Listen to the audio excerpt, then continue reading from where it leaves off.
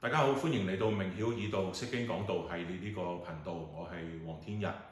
今日同大家預備分享西番雅書第3章嘅信息。睇埋第3章之後我哋又完成咗一卷書啦。如果你有印象嘅話其實過去幾個月我哋讀咗4卷書噶啦，哈巴谷啦、俄巴底亞啦、拿鴻啦，同埋今日完成埋西番雅書。希望我哋一齊繼續努力去讀聖經。呢個頻道亦都好需要大家嚟到鼓勵同埋支持。咁所以希望你可以訂閱啦，亦都能夠去俾個 like 啦。睇完呢段片之後，亦都好想你可以將呢一個頻道嚟到 share 出去，俾其他弟兄姊妹嚟到一齊去讀聖經嘅，好唔好？好啦，西番雅書第3章，如果你有聖經嘅話我哋會睇晒呢20節嘅。西番雅書第3章嘅第7節，和合本聖經譯做我說你只要敬畏我，領受訓誨，如此你的住處不致照我所擬定嘅除滅，只是你們從早起來就在一切事上敗壞自己。如果你記得嘅話我哋講到西番雅書第1章就講緊耶和華嘅審判，第2章我哋就提及到嗰班劫後餘生者，佢哋要反思佢哋嘅信仰嘅。3章第7節呢一度講緊啲乜嘢呢？我想參考另一個譯本 Eugene Peterson The Message 佢就咁樣譯，好有意思嘅喎。佢譯咗我原以為他現在總會尊重我，接受我的管教與糾正，從所遭嘅困苦中醒悟過來，尋找逃脫災禍嘅出路，從我所帶來嘅懲罰中得着釋放。但他絲毫沒有受感動，也沒有悔改，反而一早起來又繼續行同樣嘅惡事，重蹈覆轍，毫無改變。弟兄姊妹，你聽得出呢一個翻譯？你聽得出3章第7節裏邊上帝講緊嘅係乜嘢嘛？唔單止話緊俾我哋聽，猶大佢哋仍然係咁樣犯罪。其實我更加聽到嘅係上主喺呢一句説話裏邊嗰種嘅失望至極。大概如果你係家長嘅你可能會明白多一啲，到底上帝喺呢度講緊乜嘢㗎？係嘛？猶大佢哋係冥頑不靈嘅，叫極佢哋都唔聽㗎，話極佢哋都唔改變㗎。猶大佢哋亦都係執迷不悔嘅，係嘛？要留心嘅係乜嘢？弟兄姊妹，正如剛才所講，上帝係痛心嘅，上帝係痛心至極嘅，上帝係失望至極嘅，係嘛？上帝亦都係好無奈嘅。弟兄姊妹，緊接住第2章對列國審判嘅信息之後第3章就話俾我哋聽，原來耶路撒冷、猶大佢哋同列國係一樣嘅。咩意思啊？佢哋竟然被列入咗禍災預言嘅裏面。點解咁講呢？3章第1、第2節，和合本聖經嘅3章第1、第2節話：這悖逆污穢欺壓嘅城有禍了，他不聽從命令，不領受訓誨，不倚靠耶和華，不親近他的神。你再睇清楚喺原來嘅希伯來文3章第1節嘅開頭其實都係用咗禍災呢個字嘅。你記唔記得我哋第2章提過呢一個字啊？唔記得嘅話你可以聽翻上一篇嘅信息。2章第5節喺開始嘅時候對列國審判已經係禍災㗎啦。2章第5節和合本聖經譯做住沿海之地嘅基利提族有禍了。希伯來文嘅聖經開始係禍災咁嘅意思。去到第3章，原來未完㗎。第3章嘅開始仍然都係禍災。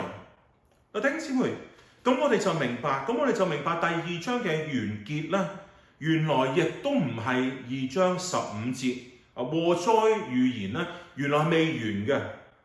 整個第2章嘅鋪排，聖經作者要我哋睇見嘅乜嘢嘢呢？哪怕猶大已經睇見咗上帝對列國嘅懲罰係咁嚴厲㗎，哪怕犯罪唔係冇後果嘅，上帝必定會追討嘅。嗱，但係猶大佢哋對呢一切卻彷彿仍然係無動於衷㗎。點解咁講啊？弟兄姊妹啊，俾着你見到咁多嘢，你驚唔驚啊？你睇見上帝嘅懲罰，你驚唔驚啊？你睇見懲罰係咁嚴厲嘅，你驚唔驚啊？我唔知大家記唔記得，當我哋講到拿鴻書嘅時候咧，喺拿鴻書裏邊咧就提及到先知拿鴻稱尼尼微為流人血嘅城。拿鴻書3章第1節。但係嚟到西番雅書咧，讀西番雅書，我哋就發覺先知對耶路撒冷嘅評價其實係無異於拿鴻對尼尼微嘅。第1節呢一度先知形容佢哋係悖逆、污穢、欺壓嘅城，甚至希伯來文喺呢度嘅表達更加係要話俾我哋知，佢哋嘅呢一啲行為係持續性咁樣發生嘅，無論係對上帝，抑或對其他人，佢哋嘅呢一啲錯誤嘅行為都係長久而習慣咗落嚟咁樣做。冇關乎，有聖經嘅學者就咁講啊，亞述嘅驕傲正喺度被猶大嘅悖逆、不信、冷漠、不義同埋對律法嘅扭曲所平衡。上帝嘅子民佢哋喺作惡嘅事情上邊咧，甚至係超越咗外邦嘅列國嘅。弟兄姊妹，難怪第二節接住落嚟嘅時候係4個否定嘅語句，係嘛？不聽從命令，不領受訓誨，不倚靠耶和華，不親近他的神。大概我哋唔需要好詳細去解釋呢4個否定嘅語句。表面上，第2節嘅指控，你諗清楚，其實係好荒謬嘅事情嚟嘅，係嘛？你諗清楚，耶路撒冷唔係上帝之城咩？嗰度有聖殿，嗰度有祭壇，每逢節期人潮湧入，個個口口聲聲宣認緊佢哋嘅信仰，係咪？但係正正就係喺呢一座宗教活動最熱鬧嘅城市嘅裏面，正正就係裏邊嗰班稱為屬耶和華嘅百姓嘅人，佢哋呢，佢哋卻並冇真真正正咁樣親近上帝。同埋講弟兄姊妹啦，呢個亦都係西番雅先知對現代信徒嘅一個警告嚟。點解咁講啊？我哋可能擁有宗教嘅外在嘅形式，教堂啦、詩歌啦、禮儀啦等等，但係原來我哋同上帝仍然係有好遠嘅距離。當先知裏邊話耶路撒冷佢哋不聽從命令，不領受訓誨，不倚靠耶和華，不親近他的神嘅時候，弟兄姊妹，我哋又點樣樣呢？係嘛？我哋又點樣樣？翻嚟3章，同大家睇第6節。3章第6節話：我耶和華已經除滅列國嘅民，他們的城樓毀壞，我使他們的街道荒涼，以致無人經過；他們的城邑毀滅，以致冇人也無居民。第6節嘅呢一度所提及到嘅列國咧，唔好誤會，弟兄姊妹，唔好誤會，一定就係指到上面第2章嗰幾個國家噶啦。唔係喎，事實係乜嘢啊？聖經作者喺呢一度其實冇好具體咁樣提及到邊個國家，實際上佢係要猶大明白到呢一度既可以指向第2章裏邊嘅列國，但係佢同時亦都可以指向一切喺以色列民進入應許地嘅時候被上帝所剪除嘅民族。你記得嘛？你好多噶啦，你唔記得噶啦，係嘛？假如南國猶大佢哋仲記得嘅話咧，佢哋就應該會醒覺到過去嘅歷史見證住上帝一直以嚟嘅行動、審判、唔係啲乜嘢抽象嘅威脅，卻係實實在在咁樣發生㗎。就算我哋唔記得，但係猶大子民群體佢哋應該要記得嘅，係咪？記得列國所遭受嘅懲罰係幾咁徹底嘅。第6節就再講多次啦，有幾徹底啊？根據第6節呢一度形容，佢哋一切嘅防禦嘅據點都會化為烏有，佢哋嘅街道上面空無一人，城邑全部被毀滅，亦都唔再有居民。你可以想像整個地區所剩低落嚟嘅，或者我哋用2個字去形容，好似一個死城咁樣樣，係咪？弟兄姊妹留心，呢一切對南國猶大嚟講咧，唔係紙上面嘅記錄咁簡單喎，唔係，卻係佢哋一直以嚟嘅見證嚟嘅。你明白嗎？但係咁又點呢？佢哋一直以嚟嘅見證，咁又點呢？佢哋仍然係無動於衷。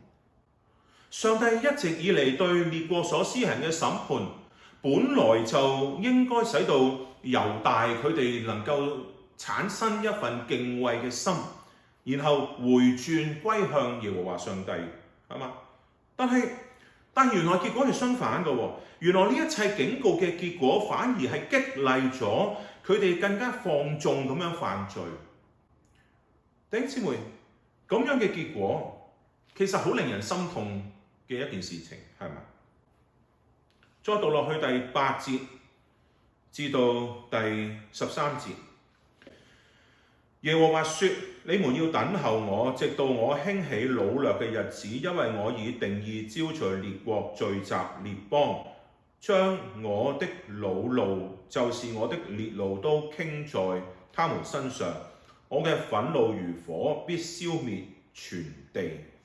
弟兄姊妹留心第8節，嘅係在於喺文法上邊咧，聖經作者喺呢度係從一個第3人稱嘅陽性複數嘅詞，即係佢哋啦，轉為呢一度嘅第2人稱陽數嘅複性，即係你哋。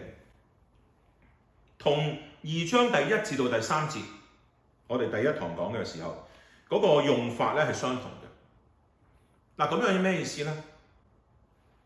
當第8節耶和華上帝講你們要等候我嘅時候，佢所講話嘅對象係邊個啊？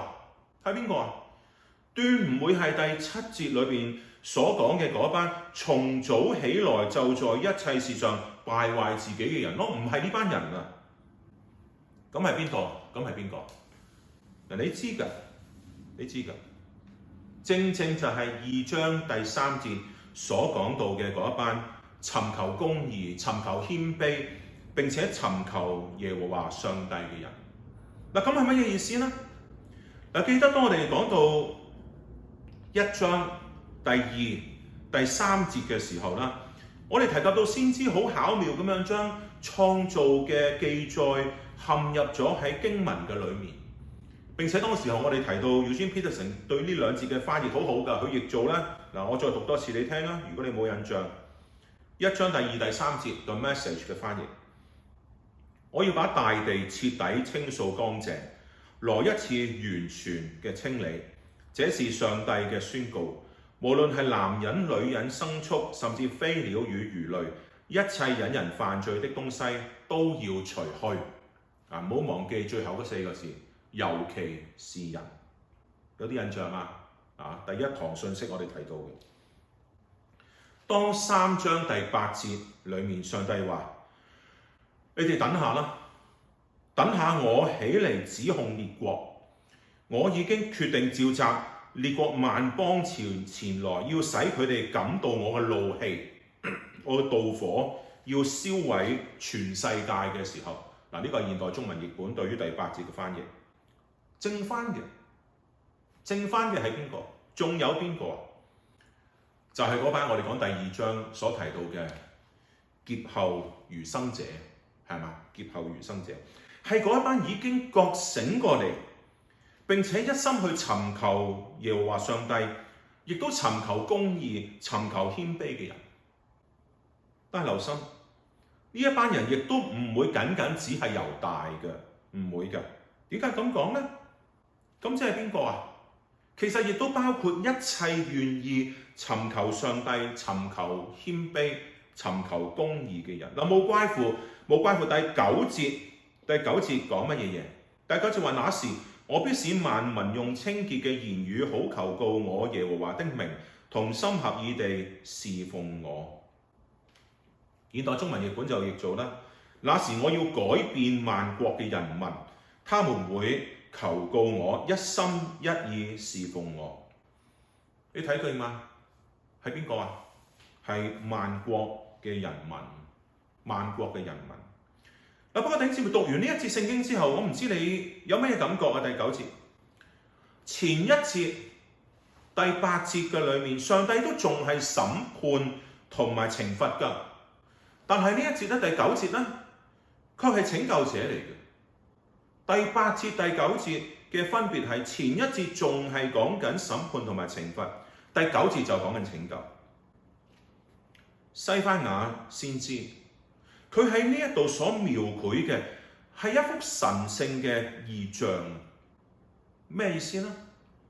審判嘅火煉之後，列國嘅口舌被潔淨咗，昔日被分散嘅民族，而家佢哋係一齊嚟到去敬拜，同心嚟到去侍奉上帝嘅救贖，最終係要臨到全地㗎。嗱，冇錯，耶路撒冷的而且確係要面對終極嘅災難。你記得係嘛？南國最終同北國一樣都要滅亡。不過佢哋必須要謹記，一切嘅災難原來並唔係最終嘅結局，上帝嘅救贖先至係，上帝嘅救贖先至係。弟兄姊妹更加要留心嘅係乜嘢？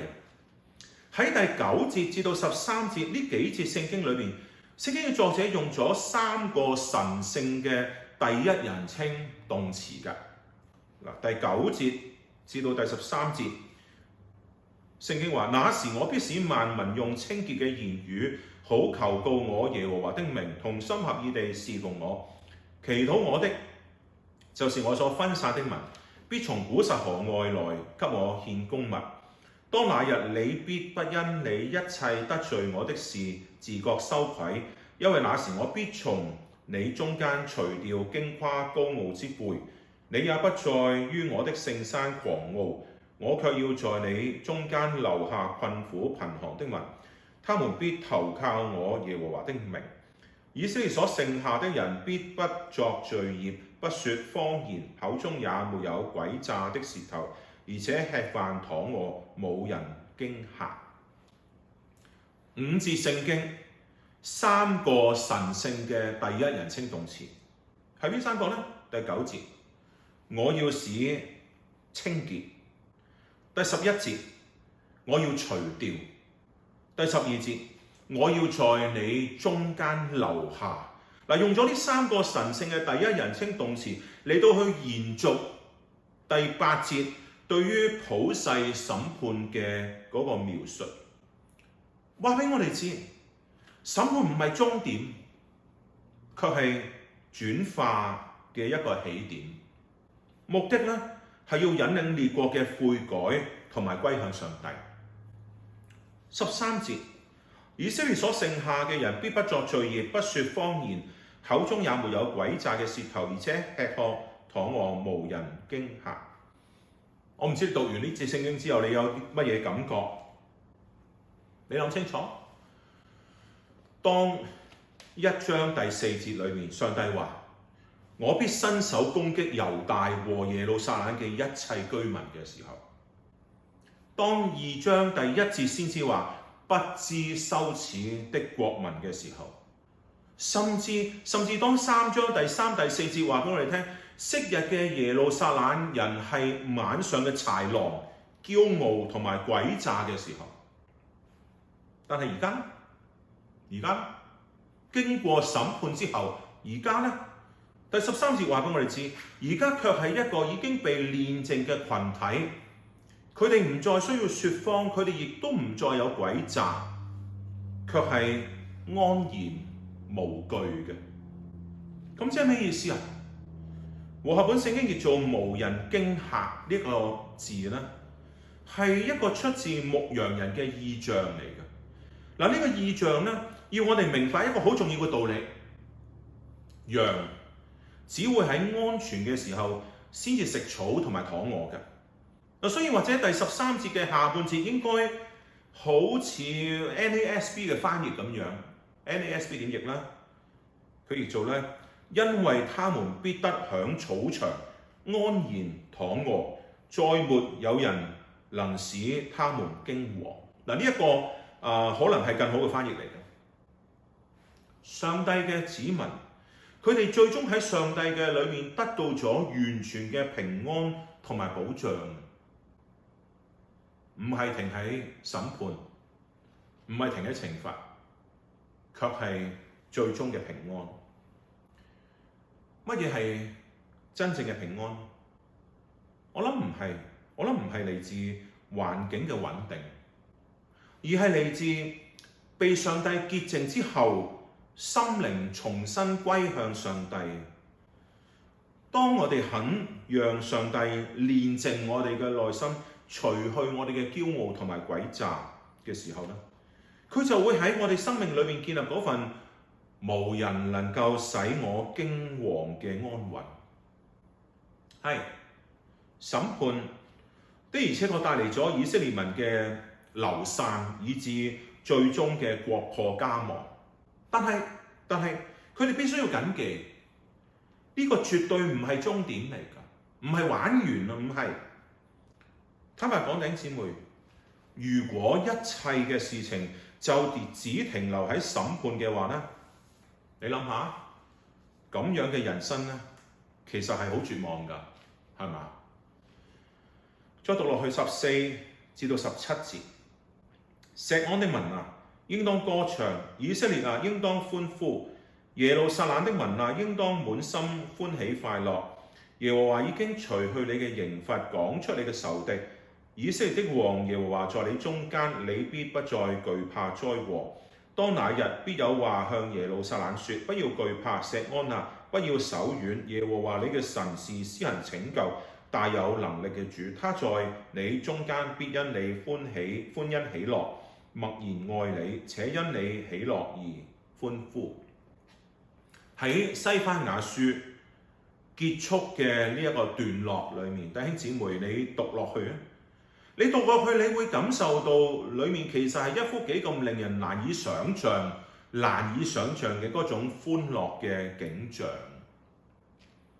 對於嗰啲曾經聽見先知嚴厲訊息嘅人嚟講，第一章啦，第二章啦，我諗其實好難想像第14節呢一度會係應當歌唱同埋應當歡呼㗎，係嘛？第14節嘅重要係從列國再翻到去上帝嘅子民嘅裏邊。留心呢一節聖經裏邊4個意義好相近嘅動詞：歌唱、歡呼、快樂、喜樂，同埋呢一節聖經裏面3個嘅呼籲：錫安的民、以色列、耶路撒冷的民。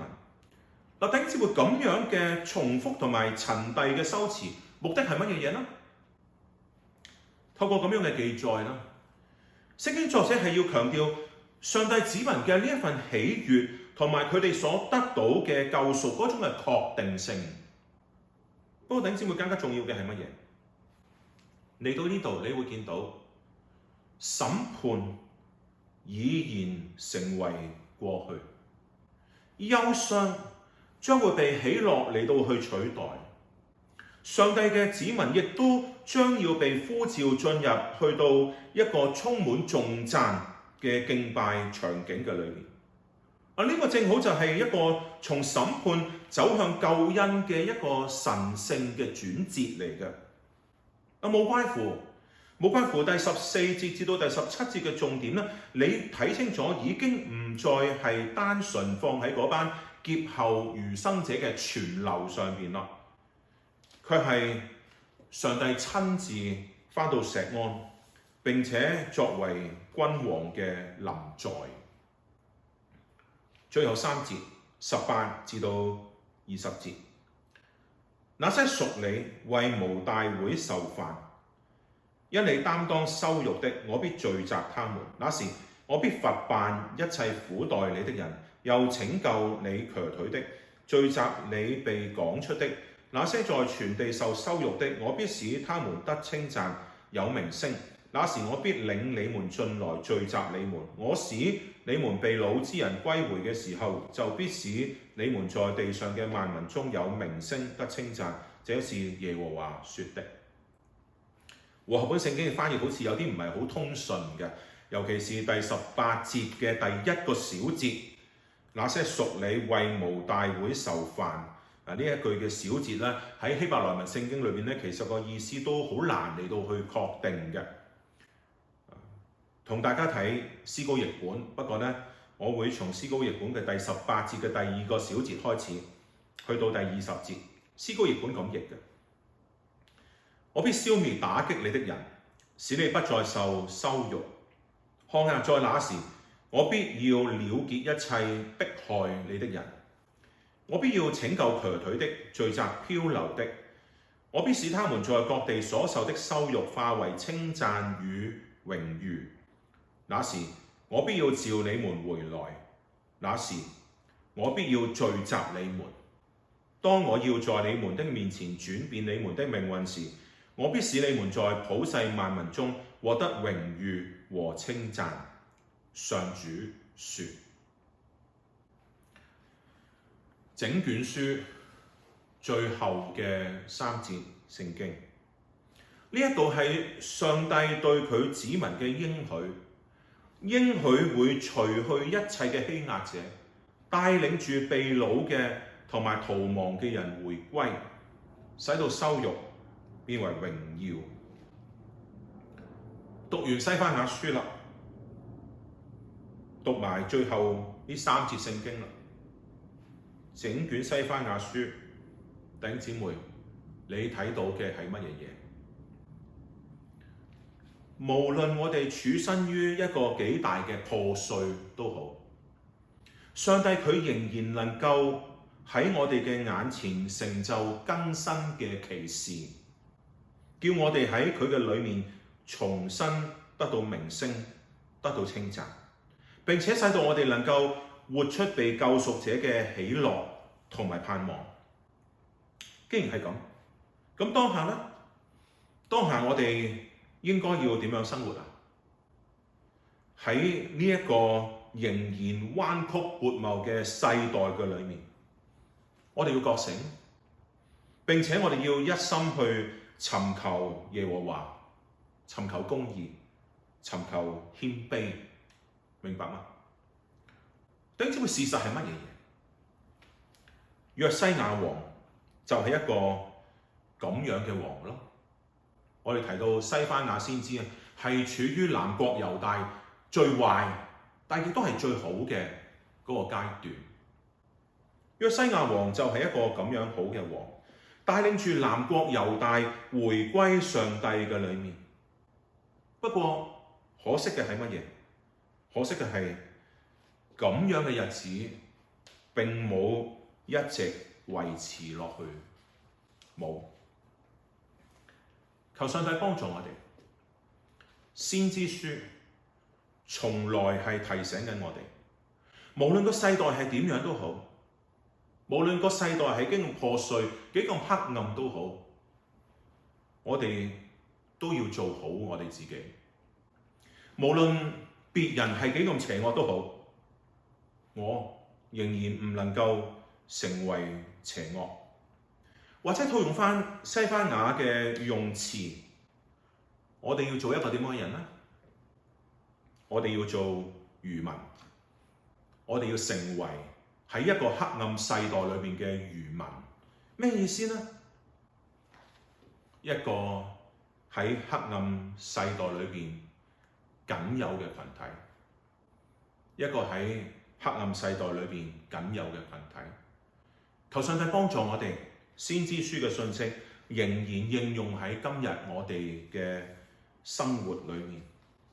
喺我哋所處身呢個環境，讓我哋成為一個僅有嘅群體，係一個尋求上帝、尋求公義，亦都尋求謙卑嘅群體。願上帝幫助我哋，加力量俾我哋。多謝各位嚟到去睇西番雅書最後嘅呢一篇信息。我好想你聽完呢3章聖經，或者聽完呢一堂嘅信息之後咧，你會喺留言區嗰度俾一啲你嘅回應我，你自己嘅反省又好啦，一啲嘅回應。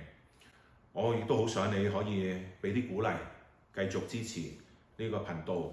求上帝幫助我哋咧，能夠好好咁樣讀聖經，讀好聖經，尋求認識呢位主，然後咧，我哋喺每日嘅生活裏邊，將上帝俾我哋嘅旨意實踐喺我哋生活之中。願上帝賜福俾你哋。遲啲再同大家分享下一卷嘅信息。再見。